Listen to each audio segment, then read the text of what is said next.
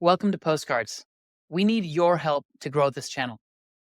If you love what we do, please consider liking and subscribing. It helps us grow the channel and helps other people discover what we're up to. Now, on to the show. Welcome to this week's podcast. I should say this week's postcard at the Letters to the Sky podcast.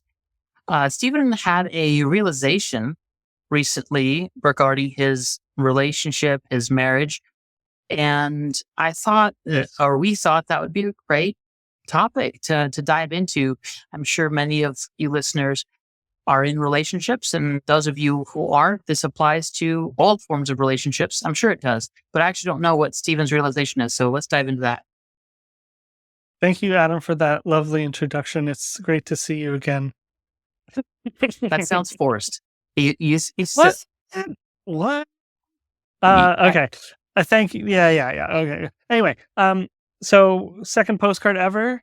This has been a lot of fun to work on these together with you and see you more often, face to face, video to video, I suppose. So I'm looking forward to this. But yeah, I have been a long time ago now. It's all started with a moment where I realized in my spiritual path that when I'm unaware of things, I can hurt people.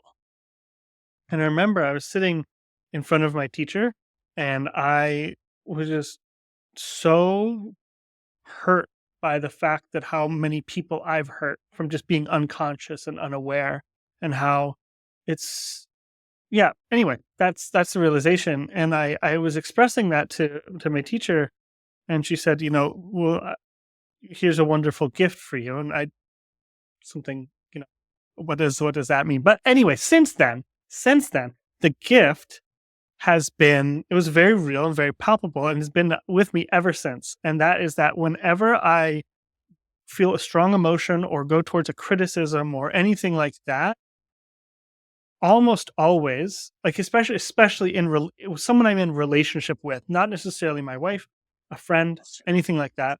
I will immediately go to what is the mirror. So I will there's like a check in my subconscious that checks in and says, what is the mirror? And what I mean by that, for those unfamiliar with the concept, is that say more.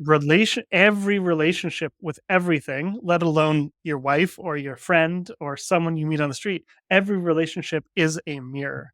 And typically for example, like in an intimate relationship or a partner relationship, when you are triggered by something they're doing, it's likely that they get triggered the exact same feeling by something you do. I mean, it's not likely, it's guaranteed. But so it's this awareness that when I'm triggered, what is the mirror? Like what is happening? What is emerging in the consciousness of the relationship that is there to be brought into awareness and healed? I suppose is how I would say it. So I've had that was a gift. It's literally, I'm going to call it a gift that I was given, this awareness. And so that has been present in my life for a long time now. And I'm incredibly grateful for it, that it's kind of my go-to default mode. And so, I've been with my wife for 11 years now. Actually 12 years. 13 years. You're just going to keep adding years to it? Yeah. No, 13 years. So what you're saying, and I know you have a lot more to say, just to reiterate. I don't. I'm done. You're saying whatever comes up in your relationship with your wife or whomever, especially if it's challenging and creates suffering or pain of some sort, is a mirror of something happening inside of you. Is that roughly what's going happening inside of me, but happening inside of the relationship? So not just me, because let's say that I do something that really, I'll talk about it in a moment and you'll see, but the basic theory is that relationship is a tool. And by now, a partner relationship, a marriage, a partnership is a supercharged tool because you're so close to one another that you get to know each other so well. that you see everything. And it's a supercharged tool of a mirror. But this is true in any type of relationship we have with anything. You know, if I'm mad at stub my toe on a table and it's like, you stupid, like, god damn it, you stupid table, like, why are you there? Like, I'm talking to a table, like, I'm angry at a table. I'm not really angry at a table. I'm angry at myself for smacking my toe into it and my lack Yeah. of awareness. But I'm like, but that's like the extreme version where I'm angry at an inanimate object who's Yeah. literally has my relationship is it's a table and I use it. Um, but that's the far end of the spectrum. But so anyway, so I think I'll get into the example and it'll be more clear. So this is, if you're for anybody who's in a relationship, this will be probably very illustrative and recognizable. So, um, we were leaving a message for somebody and like a joint voice memo, and I started teasing my wife to try and make her laugh because I know the person who we were talking to has a great sense of humor, and I wanted to just get laughter on the voice memo. So I started teasing my wife what I thought was very lightly, but it really, really brought something up. Like one of those moments when there's a huge reaction and neither person really knows why. And we what we did is we just sat with it, which I really recommend. Another one of my pro life tips for relationship is a lot of times when there's a really strong disagreement, unless one of you has royally fucked up, a lot of times the disagreement starts like is in how the disagreement started. So what I mean by this is in this instance, although I've been on the receiving of the opposite, my wife had a very strong emotional reaction, feeling very hurt. And instead of doing something like, why did you hurt, like, why'd you hurt me or anything like that, we both just sat with what is happening right now. Like, whoa, So what's going on? yeah, tell me what does it mean to sit with something? Yeah. So that just means giving it space to breathe. So in the moment, she was very triggered. She felt very hurt. I instead of walking away, instead of shutting down, instead of like outright like, I'm so sorry. What you can either move towards it or away from it or just sit with it. And sitting with it is just giving it space to breathe. And so I just sat with her as she felt this emotion. She sat with herself as she felt this emotion. And then we explored it together. And um, if you can do that, it is amazing what the healing that comes out of it, which we were talking about last week with Diego. Fear is the school bell. And when you have those moments, that's the school bell. It's saying something is here right in front of you to work with. Your choice is to be present with it or not. You can not be present with it. You can run away from it. You can react to it the opposite. You can say, like, smash it down. Um, or you can sit with it and let it breathe and let it come and see what it is. So, anyway, so that's what we did. Um, And it was really interesting. So, she realized that this particular thing that I did had happened a lot of times in this way of teasing had happened a lot of times in her past from people who she thought were her friends that then teased her like this and then betrayed her. Very specific. And she had a bunch of memories come up of people in her life who've done this, like six or seven that she pinpointed exactly when it happened that she'd forgotten about. Wow. And Wow. it was one of those moments where it just like pops. And so we started exploring it. And then we started really seeing that this is about her fundamental sense of safety, that like a rug had been pulled from out from under her in these moments. And how that lack of a sense of safety has gone through all the major decisions she's made in her life up until now, in, including like in her job, in the relationship that we have, in our patterns together. Because I'm a flip side of that, right? So if you know me, like I am typically feel pretty happy being groundless. Um, like I and you know uh, memento mori is like my favorite meditation. You remember death, remember Yeah. that you take none of it with you, that you don't Yeah. have it in the first place. And so we're like very opposite in that way. And so it was one of those moments where we both just let it breathe and looked at it, and this great healing emerged where she saw this huge string through her life, and so many of the decisions she'd made that came back to those moments of being betrayed and not feeling safe. And that's I guess that's the gist of the story. Um, but it was just once those moments just happen, I feel like if you just sit with those moments instead of trying to fix them, instead of trying to run away from them or confronting them, suppressing them, as I would say, I don't know, I would say that's running away, but Well, did um, she? How was she able to heal that? And more importantly, how did you show up to allow her to heal that? What did you do per se? I think on my end, I that kind of that mirror awareness really helps me because I'm able to sit there and understand that the strong feelings that I'm feeling and the strong feelings that her feelings aren't actually about what just happened. Hmm. They're about something else. And they're just a vehicle for awareness. And so I mean, for me personally, I can't speak to her necessarily, but for me, I can just sit with it and it's very intense. It feels like you're kind of like on edge for Hmm. me. Like it feels like I'm on edge, like, oh, where's this happening? Where's this gonna go? Yeah. But just sitting with it and just I this often happens to me as well whenever I get really angry and we have a disagreement. I often it looks like I'm shutting down, and by what that means is I just don't talk. Yeah. And I think that's a big pattern in a lot of men is to just shut down. But what I'm doing is I know that if I express myself before I've really clarified how I feel and really come back to my heart, which in the moment I'm either in my head or in my strong emotions. I'm definitely not in my heart. Um, if I start again, we were talking about earlier, if I start the discussion from there, it's gonna be a bad discussion. It's not gonna go because we're gonna now start talking about what I said, which isn't really what I feel. It's just emotional vomit, intellectual vomit. Yeah. And so I just I just wait. I just wait.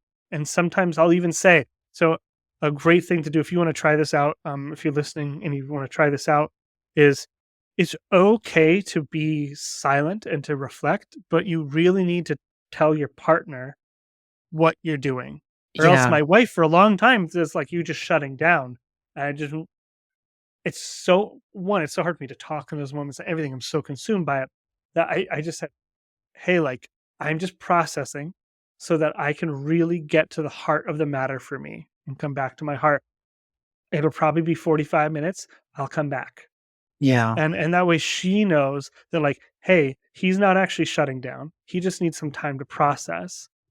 It's okay. And I think that's a really important piece of communication is to like communicate what's going on inside of you. Yeah. Especially if you're not a verbal processor. I think, so like my wife, for example, she processes verbally. So she talks at me and Hmm. she's processing. And it's not always important that I know exactly what she's talking about. But I'm a very internal processor. And so it's really important for me to express, hey, I'm processing right now. I'll come back. Yeah. Um, so in those moments, I just sit with it and I just wait because I guess I have enough experience doing this that I know that it will change. My relationship to the emotion will change. So in the moment she was going through her own version of that. Um, and to just wait and see what happens. And I don't really know what's going to happen. I don't know if this is a moment when some is gonna have some big breakthrough like we did, or if it's a moment where we just need to come to a new understanding of what the expectations are. Like, okay, when you are on the phone with somebody, I won't do that. And Yeah. regardless of the outcome, I said like it's clear I just won't. I don't need to do that again. Like, Yeah. find something else. Like, it's not that important. Um, Yeah. Yeah. but so there's a lot of layers to that. But in the moment, just being with her, going through what she's going through, and just being a sounding board. And if she needs to be alone, let her be alone. If she wants to work through it with her. To just kind of be there present for what's needed. Mhm. Does that answer your question, Adam?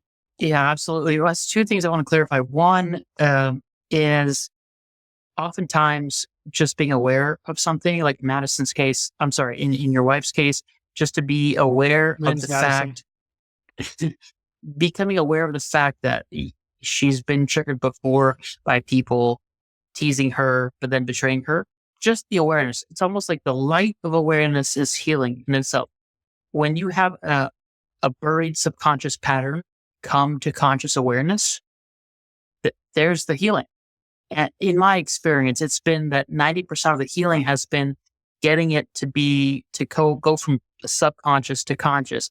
And then at that point, when you see the dynamic, you see the underlying belief system, the false beliefs, whatever, it's almost like it dissolves, it evaporates most of the time. And the second point that I wanted to make was the importance of communication. So a lot of people retaliate by becoming silent, or it's a form of attack. Yeah, They just totally. stop Yeah, absolutely. talking, and it could be interpreted, by your wife that when you become silent, you're giving her the silent treatment. I mean, people use that term to denote some form of attack, like emotional, Yeah, psychological attack. Like, okay, I'm yeah, going to deprive you of my presence because you hurt me. But the importance of communication is to tell the other person, no, this is just, especially for men, this is, I'm processing right now. I'm not attacking you. I'm not, retaliating. I'm processing. And that, I think a lot of, I mean, I can't speak for women, but I know some women in my life where the silent treatment, at least when I was younger, the silent treatment is a form of attack. And so you saying that to Madison, I think made all the difference. yeah, yeah, absolutely. It's true with men. I think it's really it's my experience. I have a harder time obviously speaking for women's experience, but yeah, it's true. It's so easy to just shut down and be silent, and I think it's- you know, this is this uh, feeling of um, tell me if you relate this feeling of hurting people is so painful. And I feel like as as a guy, sometimes it's really easy to hurt people unintentionally from just a careless moment, emotionally, mentally, physically, even. That I think I'm not alone in just a lot of pain, like emotional pain, and why I feel like it's so hard for guys to process stuff is one, maybe never really dealt with it before, never asked those questions. But two, I think that m- men, I mean, it's not just men, but I just speak, I suppose, in this instance that men care so much about the people that they love. And the thought that they're hurting them just makes them feel like they've failed as a man. Mm, That's yeah. definitely true for me. I want, um, I know a lot of guys have like a strong protector, attitude. And I definitely have some of that, but not even about that because that's not everybody needs protecting, but um, it's just the aspect of my heart is sometimes feels so deep in there that it's hard to get to, Yeah. and I when I do get to it, it's so powerful. It's Yeah. so powerful. Um, it's like a bodybuilder or someone who's really strong, who's also a poet. They've got that strength, but also the incredible sensitivity to that it takes to be a poet, or a Yeah. writer or a musician, anything like that. It's like that's the heart being shown through the strength. And I th- that I think it's just so hard. I really need to get deep because I don't want to hurt. I don't want to lash out in a moment and cause pain, especially to my wife, who I love, you know, more than anyone. Yeah. Yeah. This is where the power, well, first of all, thank you because I can hear it in your voice. I think the power of intention is worth talking about. We Mm, intend, yeah. to give people the benefit of the doubt. We intend to be helpful. I know that's one of the for me, it makes me feel most satisfied to know that I've been of help and of use to someone, especially my wife and my family.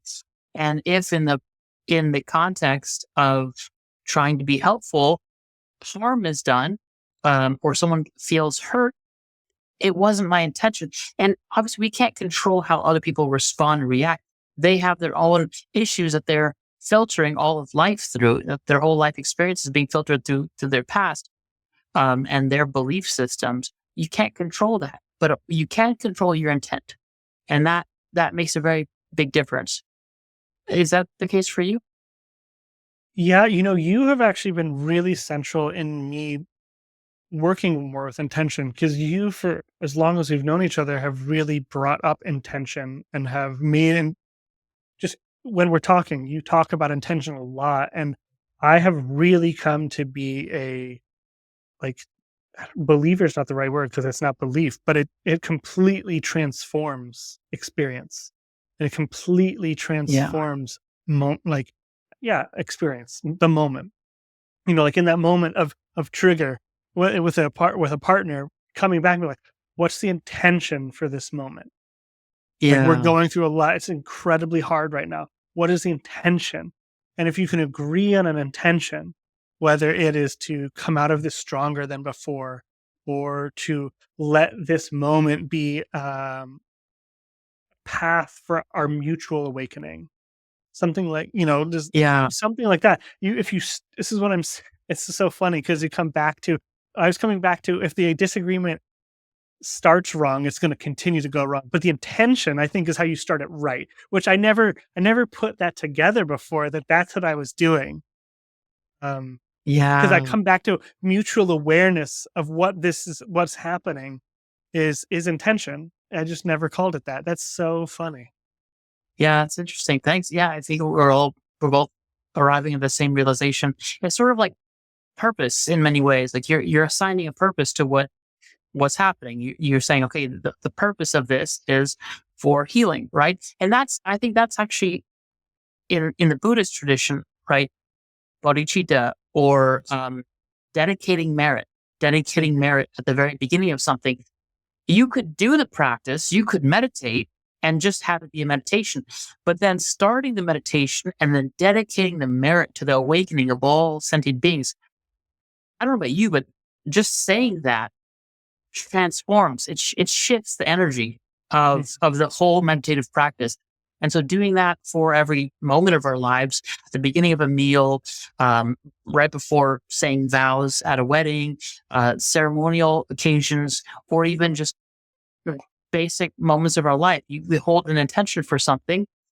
It totally transforms it. I was running with my wife recently at Orange Theory Fitness, OTF, and on the wall was written, "Remember why you came here."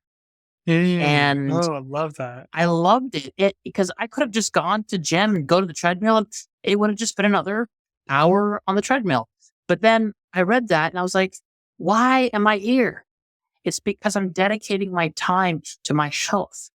And that then translates to being present for my family and for myself. And that makes all the difference. And the rest of that exercise shifted for me. And so I feel like intention is a really powerful tool. I mean, it's so true. I mean, memento mori is intention. Like it's all, yeah, it's that contextualization of the moment. Oh, wow. That's beautiful. That's Wow. great. Thank you for sharing what you went through with your wife. I think that Yeah. makes a big difference. Yeah. Yeah. Well, sir, Well, for a yeah, postcard, I think that was pretty fantastic. yeah, me too. Thank you. I call that a success. All right. Success. I'll see you next time, Adam. All right. Take it easy, Steven. Bye. Bye.